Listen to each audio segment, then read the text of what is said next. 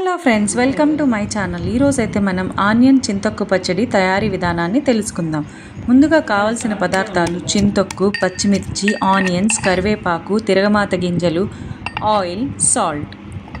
చూసారు కదా, ముందుగా రోట్లో పచ్చిమిర్చి అలాగే చింతొక్కు, సాల్ట్ కూడా వేసుకొని చక్కగా మెత్తగా దంచుకోవాలి. మెత్తగా దంచుకునే ఈ మిశ్రమాన్ని ఒక పక్కన పెట్టుకోవాలి.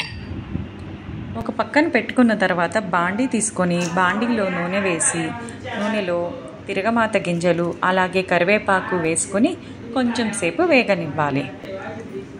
చూశారు కదా, ఈ విధంగా వేగిన తర్వాత మనం ఆనియన్స్ని కూడా ఇందులో వేయాలి. ఆనియన్స్ని కూడా చక్కగా వేయించుకోవాలి, దోరగా వేయించుకోవాలి. బాగా ఎర్రగా మటుకు వేగితే మటుకు దీని టేస్ట్ కంప్లీట్గా చేంజ్ అయిపోతుంది. కాబట్టి మనం దోరగానే వేయించుకోవాలి. చూశారు కదా, ఈ విధంగా వేయించుకోవాలి.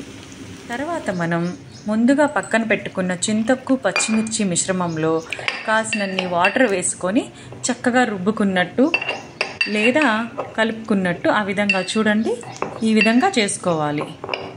ఈ విధంగా చేసుకొని ఈ మిశ్రమాన్ని మనం ఇప్పుడు ముందుగా వేయించుకున్న ఆనియన్స్లో వేసుకోవాలి.